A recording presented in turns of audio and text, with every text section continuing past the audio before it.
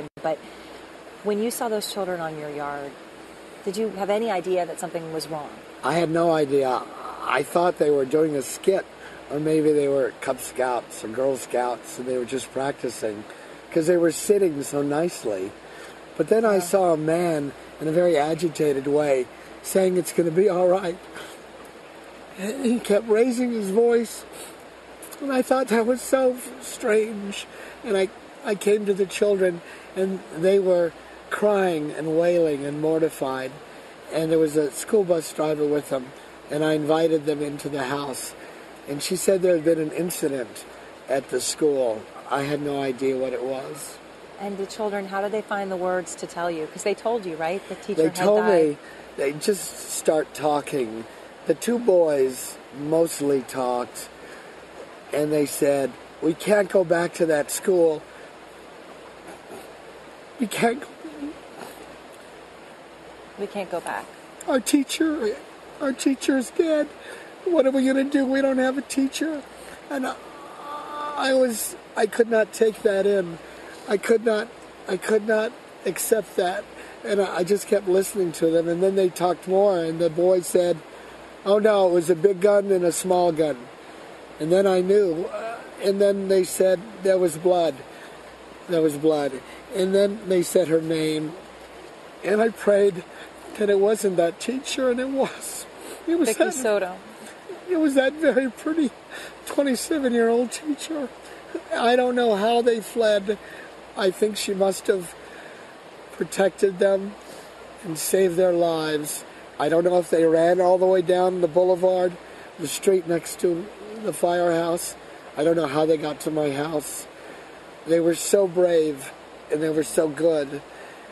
And I brought down some toys from my grandson's toy chest, and I gave them some juice, and we called their parents. They were very brave and very good, and I was amazed. I was astounded at what they were telling me. How they noticed everything. And I know you're a psychologist by training, but you talk about being a grandfather. But it was the grandfather that was you at that moment.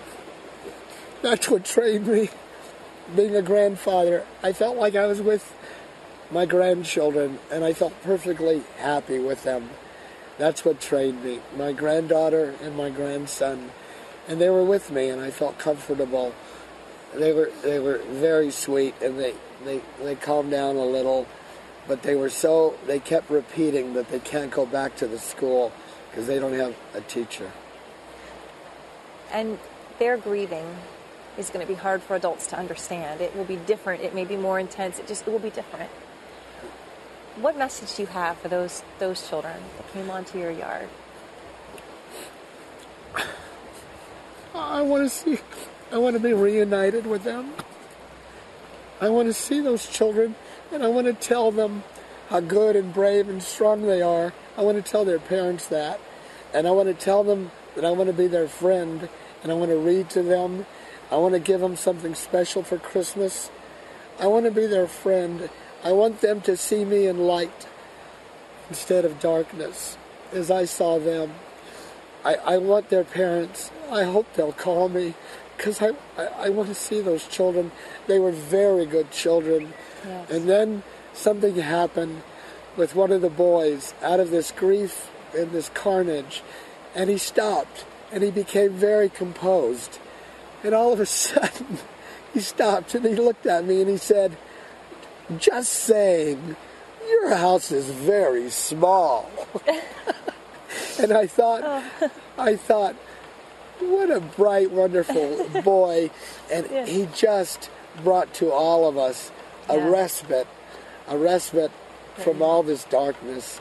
And you know what? I want to see these kids. I hope their parents will call me.